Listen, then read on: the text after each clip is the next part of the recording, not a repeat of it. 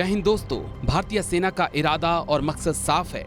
अगर किसी ने हमारी जमीन पे नजर गड़ाई तो जमीन में गाड़ दिया जाएगा। अगर किसी ने हमारे जवान पे गोली चलाई तो शरीर का कोई ऐसा हिस्सा नहीं होगा जहां भारतीय सेना की गोली से छेद ना पड़ा हो। और ये घाटी में सिलसिला शुरू हो चुका है। भारत के 5 शेरों पर बुज़दिलों की तरह इमरान के लाडलों ने आतंकी हमला किया, जो उन पे अब भारी पड़ने लगा है, क्योंकि सेना ने अपना इंतकाम शुरू कर दिया है और घाटी में आतंकियों की तलाश करके उन्हें अब मारा जा रहा है।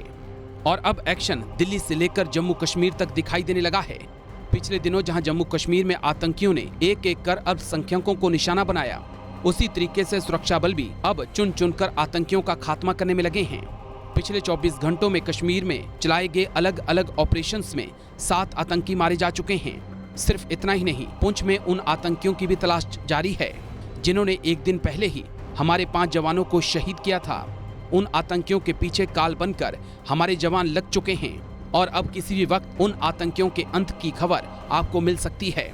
लेकिन उससे पहले आपको पिछले 24 घंटों में मारे गए 7 आतंकियों का पूरा ब्यौरा देते हैं। इन 7 आतंकियों में से 5 को तो शोपियां में ढेर किया गया, जबकि एक को बांदीपुरा और एक को अनंतनाग में मारा गया। शोपियां के फिरीपोरा में लश्कर-ए-तैयबा के 2 आतंकियों को मार गिराया गया। इसी तरीके से शोपियां में कल रात को तुलरन में 3 आतंकियों को ढेर किया गया। इससे पहले अनंतनाग में 1 आतंकी को मारा गया। इस ऑपरेशन में 1 पुलिसकर्मी भी घायल हुआ था।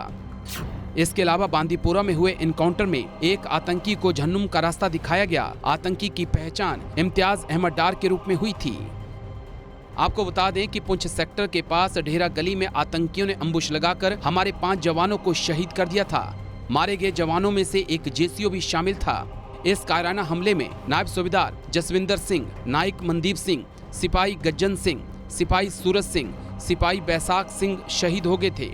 शहीद हुए जवानों को पंजाब सरकार ने 50-50 लाख रुपए और परिवार के एक सदस्य को नौकरी देने का वादा किया है।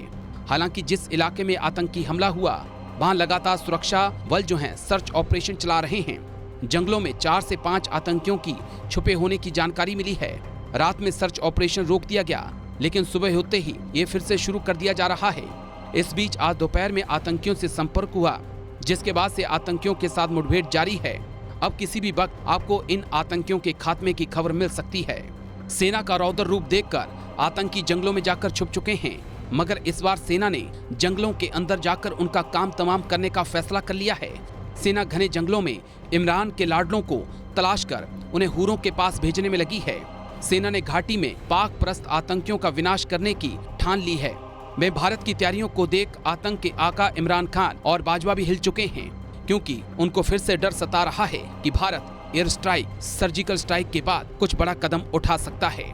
आतंक का अंत अब नजदीक है और इमरान खान के लाडले आतंकियों के लिए जमीन खोद दी गई है, जहां उन्हें हूरों के पास भेजना है। आपको हमारी ये रिपोर्ट कैसी लगी कमेंट करके जरूर बताएं। साथ ही साथ हमारे चैनल जय हिंद को सब्सक्राइब करें। दोस्तों परिजनों के साथ व्हाट्सएप, फेसबुक पर शेयर भी करें। जय हिंद।